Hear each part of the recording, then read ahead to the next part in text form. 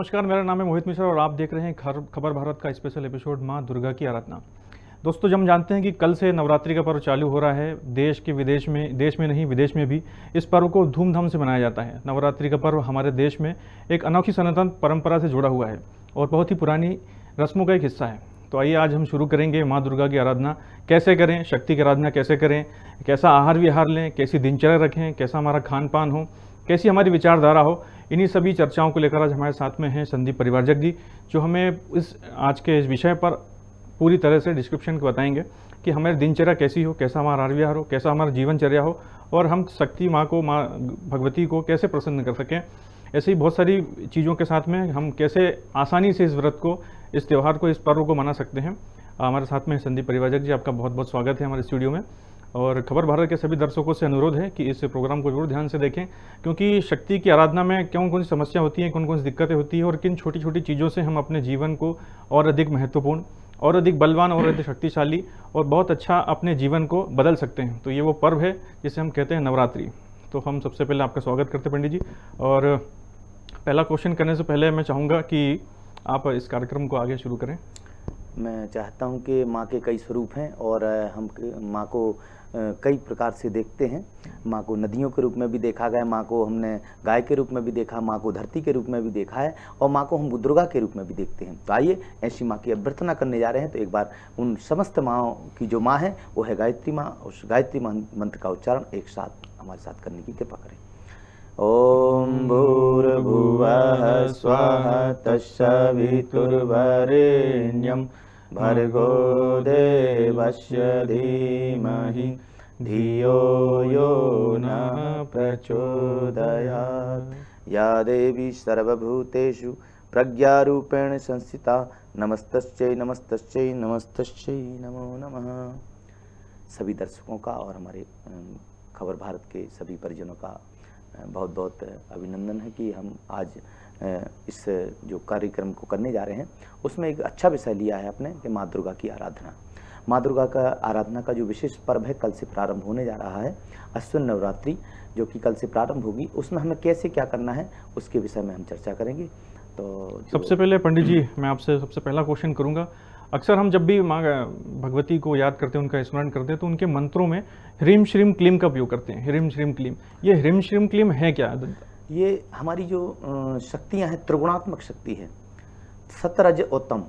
जब व्यक्ति के अंदर सतगुण बढ़ता है, मतलब उसको अगर हम परसेंटेज के रूप में देखें तो 70% के करीब या 60% के करीब सत होता है और 20 से 30 के प्रतिशत के बीच में रज होता है और 10% उसमें तम होता है। तो ये सतोगुणी प्रवृत्ति कहलाती है। उसके बाद में जो रजोगुणी होती है वो उसी क्रम में उसका परसेंटेज बढ़ जाता है और जब तमोगुणी वृत्तियां सामने आती हैं तो तमोगुण सर्वप्रधान होता है। तो उनको कम करने का जो प्रोसेस है, उसको कम करने की जो क्रिया है वह आराधना का पर्व है। तो जब व्यक्ति के मस्तिष्क में और भी कई ऐसे क्रम होते हैं कि वो नकारात्मकता से भर जाता है, तो उस समय फिर ये हमें साधना का, आराधना का पर्व हमारे लिए वो मील का पत्थर बन जाता है कि हम अच्छी वृत्तियों से कैसे जुड़ सकें। तो ऐसी वृत्तियों को जुड़ने के लिए हमें साधना का पर्व ही सबसे महत्वपूर्ण पर्व कहलाता है। जी, आपने बहुत अच्छी बात की। नवरात्रि का पर्व जो होता है साधना का पर्व होता है, तो ऐसी कौन सी साधना करें, ऐसी कौन सी साधना हमारे लिए उचित होगी जो हमारे जीवन में नई चीज़ों को आयाम देगी, हमारी सिद्धियों को प्रबल करेगी? देखिए, साधना हर प्रकार की होती है। साधना का अर्थ होता है अपने आप को साधना। आप देखते हैं कि एक जंगल में शेर रहता है, वो अगर हम सीधे पहुंच जाएं उसके पास में तो वो हमें अपना आहार बना लेता है और जब हम उसको साध लेते हैं तो वो हमारे कई लोगों के आहार का कारण बन जाता है, पूर्ति करने लगता है। तो उसी तरीके से हमारी इंद्रियां हैं, हमारे बस में नहीं है। वो इंद्रियां हमको बस में करने का नाम ही साधना है। और साधना हम किसकी करें? अपनी इंद्रियों की करें और उपासना में करें देवताओं की। ये दोनों का क्रम, उपासना और साधना का क्रम बन जाता है तो यह हमारे लिए जो शक्ति धारण करने का पर्व बन जाता है। जी, आपने बहुत अच्छी बात बताई। मैं एक छोटी सी एक क्वेश्चन ये पूछना चाहूँगा कि यदि हम अपने घर में कलश की स्थापना करें या जो हम बोल सकते हैं घट की स्थापना करें, तो उसकी क्या एक छोटी सी प्रोसेस बताएंगे आप? छोटी सी प्रोसेस है कि आप जिसको भी मानते हैं और अगर समस्त देव शक्तियों की आधार सत्ता है गायत्री, और गायत्री का जप करने के बाद में कहते समस्त पूजन क्रम संपन्न हो जाते हैं, क्योंकि गायत्री को कहा गया अक्षर 24 परम पुनीता, इनमें बसे शास्त्र श्रुत और गीता। समस्त देव शक्तियों का अगर एक साथ हमें संरक्षण प्राप्त करना है तो गायत्री मंत्र की उपासना कर सकते हैं। बाकी हर लोग अपने अपने हिसाब से उपासना करते हैं, कोई गायत्री की करता है, कोई दुर्गा की करता है, कोई पार्वती जी की करता है, कोई शंकर की करता है, अलग अलग उपासनाएं होती हैं, मगर उसमें सर्वसुलभ उपासना है वो है गायत्री की, जिसमें आप कितना भी अच्छे तरीके से करने का प्रयास करें तो कहीं जब हम कोई कार्य करते हैं तो उसमें गलतियां भी होती हैं, तो गलतियां जब होती हैं तो हमें डर भी रहता है कि इस उपासना में कोई गलती ना हो जाए। तो केवल गायत्री उपासना ही ऐसी है कि जिसमें गलतियों के लिए कोई समस्या नहीं है, क्योंकि माँ के साथ अगर कोई बच्चा गलती कर दे ना तो कोई समस्या नहीं होती, वहाँ माफ़ी ही मिलनी है। इसलिए गायत्री की उपासना सर्व सुलभ और सर्व सहज है कि आप गायत्री उपासना को सही तरीके से कर सकते हैं। अगला मेरा क्वेश्चन ये है कि आजकल जो हमारे जो पर्व आते हैं, त्यौहार आते हैं या व्रत आते हैं, उनमें थोड़ा सा जो ट्रेडिशंस चल पड़ा है आजकल कि भोजन को इस टाइप से करना है या उस टाइप से करना है। मैं आपका ध्यान आकर्षित करना चाहूँगा जो आहार दिनचर्या है, इस आहार दिनचर्या कैसी होना चाहिए, क्या होती है? देखिए हमारी जो साधना पर्व है उससे सबसे ज़्यादा महत्वपूर्ण है अगर तो वो है आहार दिनचर्या। और आहार अगर हमारी संस्कृति में सबसे कोई बिगड़ा क्रम हुआ है तो वो आहार दिनचर्या का है। हम जिस दिन उपवास की बात करते हैं तो उस दिन सवेरे शाम तक काय की चर्चा करते हैं? खाने की। और है क्या? उपवास। हमने पूरे क्रम को उल्टा कर दिया। अगर उसको हम सीधा कर दें कि अगर गिलास को हमने एक बार उल्टा कर दिया है, एक बार और उल्टा कर देंगे तो सीधा हो जाएगा। और उस आहार प्रक्रिया को अगर ठीक कर दें हम तो हमारे पूरे साधना पर्व को हम ठीक कर सकते हैं। तो कहते हैं उस दिन जिस दिन हम उपवास करते हैं उस दिन कम से कम दूसरे के बना हाथ का भोजन नहीं करना चाहिए, कम से कम बाहर की चीज़ें अवॉइड कर देनी चाहिए। और हम अगर बाहर की चीज़ें भी अवॉइड कर देते हैं तो उस दिन किचन में से एक चीज़ें हम बनाते हैं, कहीं खिचड़ी तल रही है, कहीं पकौड़े तल रहे हैं, कहीं हम चिप्स तल रहे हैं, और क्या बोलते हैं कि वो फलाहार बन रहा है, जबकि फलाहार उसमें फल का अंश भी नहीं है। तो कैसे फलाहार हुआ? वो क्या हुआ? तलाहार हुआ। तो हमें अगर सबसे ज़्यादा कोई अवॉइड करने की चीज़ है उपवास में तो वो है तलाहार। अगर हमने तलाहार को अवॉइड कर दिया तो हम अपनी इंद्रियों पर कंट्रोल करने के लिए सबसे जीभ कंट्रोल करने का हम उपासना और साधना बताया गया है। साधना में अगर हमने जीभ पर कंट्रोल कर लिया ना तो आप समस्त इंद्रियों के स्वामी बन सकते हैं, और स्वामी बनने का ही कारण है आराधना का पर्व। क्योंकि शक्तियों को हमें धारण करना है तो पहले उन छिद्रों को बंद करना पड़ेगा, और छिद्रों में सबसे जो हमारी इंद्रिय है वो जीभ पे जिसने कंट्रोल कर लिया वो समस्त इंद्रियों का स्वामी बन सकता है। तो हमें सबसे पहले क्या करना चाहिए कि आहार पर कंट्रोल करना चाहिए। तो उस दिन क्या करें? कम से कम दूसरे के बना हाथ का ना खाएं, बाहर की चीज़ें ना खाएं, तला आहार को हम अवॉइड कर दें, बंद कर दें। और क्या खाएं? तो क्या खाने में जो फलाहार खाते, फलाहार का मतलब होता है प्रकृति से जो एज चीज़ मिली है उसको लेने का नाम है फलाहार। कितना लेना चाहिए? हमारी रोज की डाइट, रोज की कैलोरी से 20% से ज़्यादा नहीं होना चाहिए। अब अगर हम उतने पर नहीं चलता, हमारा बिना खाए भोजन चलता नहीं है, किसी को बीपी है, किसी को शुगर की समस्या है, तो आप क्या करें? 2 डाइट ले लें। 2 डाइट लेते हैं, 1 डाइट ले लें, उसमें से 1 डाइट में 4 चीज़ें खाते हैं, 2 चीज़ें खा लें। और क्या करें उस दिन? और अच्छा उपवास है कि आप लिक्विड डाइट ले लें, रसों का आहार ले लें, नींबू पानी शहद ले लें, छाछ ले लें, दूध ले लें, या तो फिर उससे और अच्छा उपवास कहते हैं कि उस दिन आप स्प्राउट जैसी कोई चीज़ें ले लें। और सबसे उच्च कोटि का उपवास बताया गया है कि जो खाते वही खाएं, बगैर नमक, बगैर चीनी, बगैर मिर्च मसाले के, केवल बॉयल करके खाएं, वो सबसे उच्च कोटि का उपवास है। ऐसी अगर हमने दिनचर्या बना ली तो वो सबसे उच्च कोटि का हमारा आराधना पर्व माना जाएगा। मतलब आराधना पर्व की बात करें हम तो आहार चिकित्सा जो होती है या आहार हमारा जो दिनचर्या होती है वो हमारे इस पर्व के लिए बहुत ही महत्वपूर्ण होती है। बहुत महत्वपूर्ण। अगला क्वेश्चन मेरा एक ये है कि 9 दिन का क्योंकि व्रत होता है, व्यक्ति को ऑफिस भी जाना होता है, घर के काम भी करना होते हैं, और अपना जो इस पर्व है उसको भी अपने साथ में कंटिन्यू करना होता है, तो बहुत सारी ऐसी नकारात्मक चीज़ें होती हैं जो हमें डिस्टर्ब करती हैं, तो उन चीज़ों से हम कैसे बच सकते हैं, ये थोड़ा बताएं आप। देखिए, डिस्टर्ब तब होती हैं जब आपके अंदर की ऊर्जा कम हो जाती है, आपका लेवल बैलेंस कम है ऊर्जा का। क्योंकि आप देखते हैं कि जो बड़ी टंकी होती है उससे अगर छोटी टंकी जोड़ दी जाए तो छोटी टंकी में आने लगती है। तो नकारात्मक ऊर्जा से अगर भरा व्यक्ति है और आप उसके पास में बैठ गए, आपकी ऊर्जा उससे बराबर नहीं है, उसको ठीक करने के लायक नहीं है, तो उसकी ऊर्जा को क्या करेंगे? आप एक्सेप्ट कर लेंगे। और इसलिए हमें अपनी ऊर्जा को बढ़ाना पड़ता है, और ऊर्जा को बढ़ाने के लिए गायत्री मंत्र सबसे सर्वोत्तम है। क्योंकि कहा गया है कि महामंत्र जितने जग माही को गायत्री समनाही, गायत्री के समान दुनिया में कोई मंत्र नहीं है। और शोध करके बताया है कि इसके जो वाइब्रेशन होते हैं किसी भी मंत्र से 1000 गुना अधिक होते हैं। जब व्यक्ति गायत्री मंत्र का कमर सीधी करके जप करता है तो 1,10,000 वाइब्रेशन एक बार में पैदा होते हैं, जो हमारी नकारात्मक ऊर्जा को क्या करते हैं? खत्म करते हैं। इसलिए जब भी हम कहीं जाते हैं तो एक हमारे यहाँ तिलक लगाने का विधान है कि जब हम तिलक लगा के जाते हैं तो सामने वाले के सामने बैठ करके उससे बात करते हैं, तो उसकी जो नकारात्मक ऊर्जा है हमारे मस्तिष्क पे, आज्ञा चक्र पर प्रभावित करती है, और हम उससे प्रभावित नहीं हो पाते क्योंकि हमारे वहाँ पे रेजिस्टेंस बनी हुई है। इसलिए हमें ये सब क्रम हमारे पूजन पद्धतियों में बताए गए हैं। अगला मैं क्वेश्चन आपसे करूंगा कि एक नॉर्मल व्यक्ति जो सारी चीज़ों को बहुत ज़्यादा नहीं जानता है, लेकिन फिर भी वो इस क्रम को, इस 9 दिन में शक्ति की आराधना करना चाहता है, तो वो कौन से मंत्रों का जाप करे या कौन सा मंत्र उसके लिए फलीभूत हो सकता है, जो जिसमें हम कभी कभी ये बोलते हैं कि भाई देवी का जो व्रत होता है, जो उनकी आराधना होती है, थोड़ी कठिन होती है, लेकिन कुछ ऐसी सात्विक चीज़ें या कुछ ऐसा सरल सा प्रभाव हमें बताइए, या कोई ऐसा मंत्र बताइए जो कि इस पर्व के लिए या हमारे लिए बहुत ही महत्वपूर्ण हो। देखिए, इसमें कई प्रकार की उपासनाएं हैं और गायत्री को कहा गया वेद माता, देव माता, विश्व माता। उसमें दूसरा नाम है उनका देव माता। जितनी भी देव शक्तियां हैं उन सब की मात्र सत्ता किसको, क्योंकि हम तो उनकी उपासना करते हैं, वो किसकी उपासना करते हैं, तो वो गायत्री की उपासना करते हैं। तो इसलिए अगर गायत्री की मंत्र की उपासना कर सके तो सर्व सुलभ है और सर्वोत्तम है। उसके बाद में आप जिसकी भी उपासना, जिसको इष्ट, जिसको आराध्य, दुर्गा, शक्ति, काली, रतम, जो भी जितनी भी देवियां हैं, कहते हैं कि 24 गायत्री का जप करने से एक अक्षर में एक देवी, एक देवता और एक ऋषि का वास होता है। जब ये गायत्री का जप करते हैं तो 24 देवियों का एक साथ संरक्षण प्राप्त होता है। जब देवताओं पे आफत आई थी, उन पे एक असुरों का प्रकोप बढ़ा था, तो गायत्री की 24 शक्तियों में से 9 शक्तियों ने क्या किया था, अपने आप को इकट्ठा संगठित किया था, उससे दुर्गा शक्ति का आविर्भाव हुआ था। तो आज वही आवश्यकता है कि अगर हम अपने जीवन की दुष्प्रवृत्तियों से लड़ना है, अपने वृत्तियों से लड़ना है, तो फिर वही दुर्गा शक्ति हमें अपने अंदर जागृत करनी पड़ेगी। और वो मंत्र जाप कोई भी हो सकता है, बस उसके प्रति कितनी आस्था है, कितनी अगाध श्रद्धा है, उस श्रद्धा के साथ आप करेंगे तो मंत्र आपका महामंत्र बन जाएगा। ये हमारी सबसे बड़ी आराध्य जो सत्ता है उनका पर्व है। तो आप जो भी मंत्र, अब गायत्री मंत्र किसी को नहीं आता तो ये बात नहीं कि हम उपासना नहीं कर सकते। आप छोटे छोटे मंत्र ले लीजिए, या देवी सर्वभूतेषु मात्र रूपे, जिसको माता के रूप में देखते हैं, जो शक्ति के रूप में देखते हैं, जो प्रज्ञा के रूप में देखते हैं, किसी भी रूप में आप माता शक्ति का उपासना कर सकते हैं। केवल उसमें एक सबसे बड़ी बात है, श्रद्धा की कमी ना हो। ये सबसे बड़ा उसका स्वरूप है कि जितनी श्रद्धा के साथ आप करेंगे, वह आप एक छोटा सा नाम भी लेंगे तो मंत्र बन जाएगा।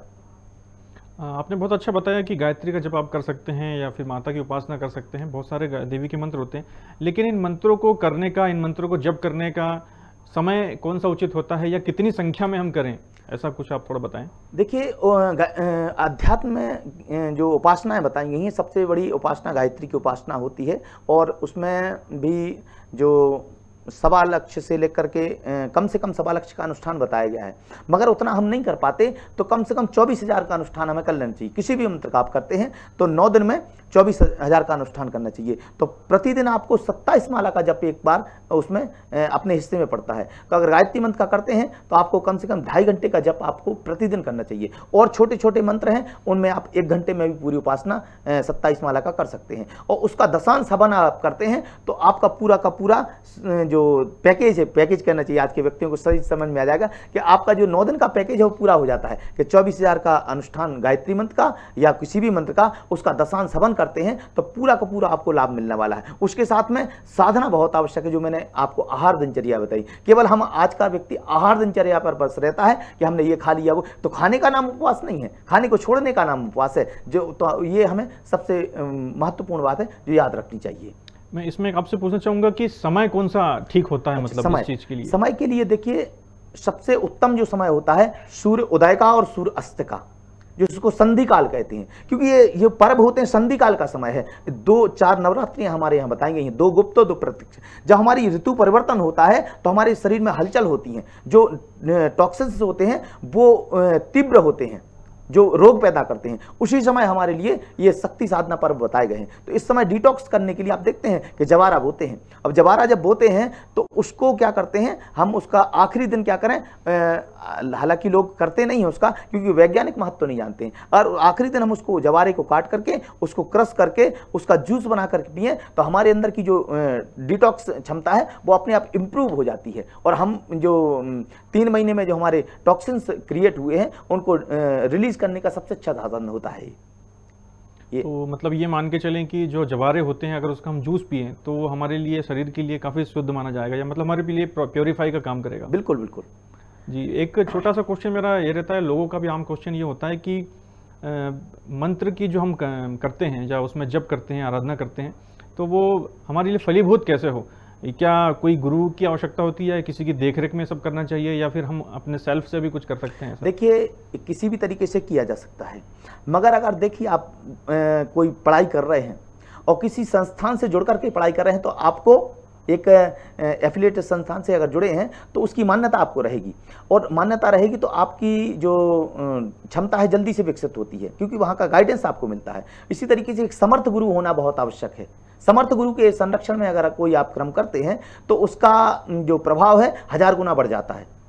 तो हमें किसी समर्थ गुरु की आवश्यकता, जिसने उस मंत्र को सिद्ध किया हो, उसके संरक्षण में अगर हम उपासना करते हैं तो वो ज़्यादा फलीभूत होती है। इसलिए हमें गुरु बनाना बहुत आवश्यक होता है। गुरु वही होना चाहिए जो उस मंत्र का ज्ञाता हो, ये बड़ी बात होती है। आपने गुरु की बात करी तो मेरा एक क्वेश्चन आपसे ये भी रहेगा कि गुरु कैसा होगा?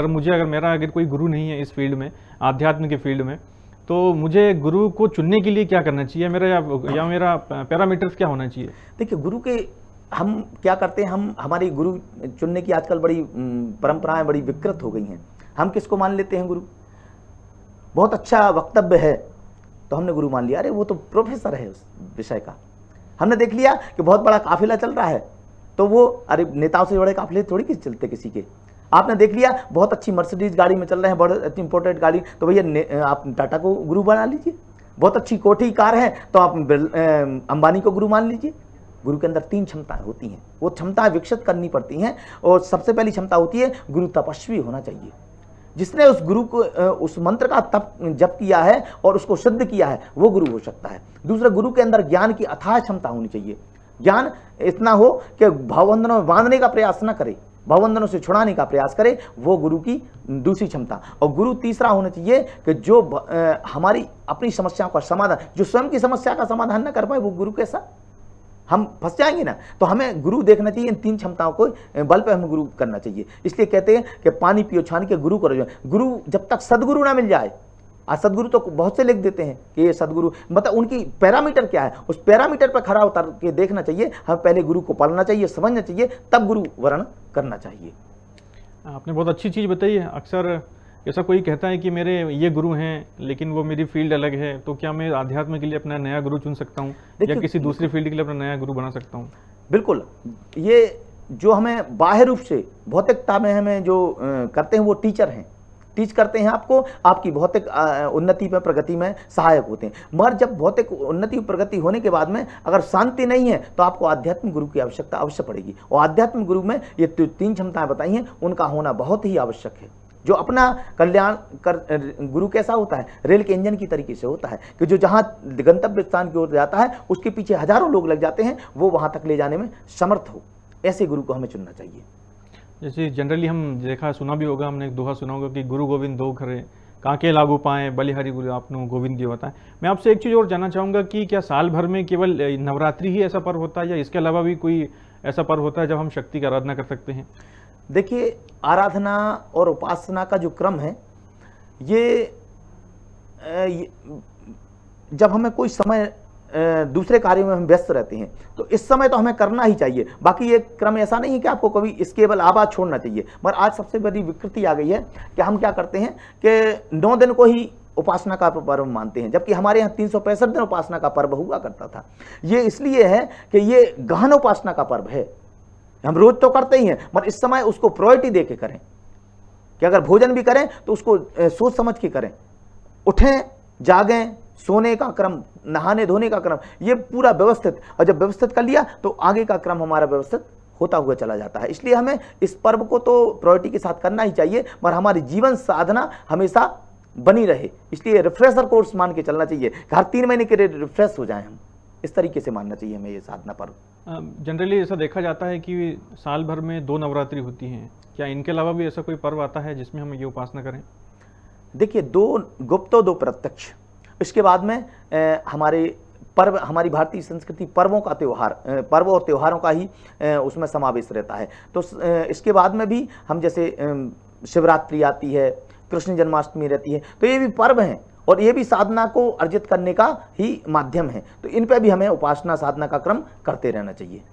मैं आपसे क्वेश्चन पूछूंगा कि जनरली हम ऐसी उपासनाएं करते हैं तो घट स्थापना या कलश स्थापना करते हैं, एक छोटी सी प्रोसेस के रूप में क्या आप मुझे ये बताएंगे कि हम ये क्रम को घर पर कैसे कर सकते हैं? घर पे देखिए, आपके अगर घर में पूजन कक्ष है तो उसमें एक छोटा सा दीपक जला लीजिए और एक कलश रख लीजिए, क्योंकि कलश विश्व ब्रह्मांड का प्रतीक है और दीपक चेतना का प्रतीक है। तो हम उनकी उपस्थिति में ये क्रम करते हैं, क्योंकि कहा जाता है कि कोई हमें देख रहा है, तो देखने को चेतना स्वरूप हमने दीपक को रख दिया और हमारी देव शक्तियां उस कलश में विराजमान है। कहते हैं अगर देव शक्तियों को ढूंढने जाए तो 33 कोटि देवता बताए जाते हैं। अगर हमको ढूंढने जाए तो शायद हमें उनके नाम भी याद नहीं होंगे, गूगल पर सर्च करना पड़ेगा कितने देवता होते हैं। तो एक साथ अगर हम किसी देवता को, सभी देवताओं को अगर ढूंढना चाहें तो वो स्थान क्या है, वो है कलश। कलश के अंदर समस्त देव शक्तियां एक साथ विराजमान होती हैं, जो हमारे उनका साक्षी रूप बनती हैं। चलिए पंडित जी, आपने बहुत अच्छे तरीके से बहुत ही कम समय में हमें नवरात्रि की साधना, आराधना, उपासना कैसे करें इस बात से आपने अवगत कराया। निश्चित ही बहुत सारे लोगों को, बहुत सारे दर्शकों को हमारे इस पर्व से संबंधित सारे क्वेश्चन या प्रश्नों के आंसर मिल भी गए होंगे, और निश्चित तौर से आपने एक बहुत अच्छा एक क्रम हमारे लिए सामने रखा, क्योंकि आने वाले कल से 9 दिन का पर्व, नवरात्रि पर्व हमारे लिए शुरू हो रहा है, और इसमें साधना, उपासना, आहार विहार, इसके वैज्ञानिक कारण, अब इन सभी चीज़ों से हम परिचित हुए हैं। शक्ति कैसी होती है, कैसी उसकी उपासना होती है, हम सभी लोगों ने बहुत अच्छे से जाना, और मैं आपका इस कार्यक्रम में आने के लिए बहुत बहुत धन्यवाद कहूँगा कि आपने अपना अमूल्य समय निकालकर इस माँ दुर्गा की आराधना को सफल बनाया। मैं सभी उन दर्शकों को भी बहुत बहुत धन्यवाद कहूँगा जिनसे, जो इस कार्यक्रम को देख रहे हैं या जो अपनी इन जानकारियों से अभिभूत हुए हैं, तो मैं आप सभी लोगों का धन्यवाद कहूँगा। ये माँ शक्ति, माँ दुर्गा का पर्व जो आज हमारे लिए सामने था, बहुत सी ऐसी भ्रांतियाँ थी, जो ट्रेडिशंस बन चुके थे, जो कि एक नेगेटिव इम्पैक्ट डाल रहे थे, तो आपने उन सभी चीज़ों का बहुत अच्छे से उत्तर दिया। आप सभी का बहुत बहुत धन्यवाद, आपका भी बहुत बहुत धन्यवाद।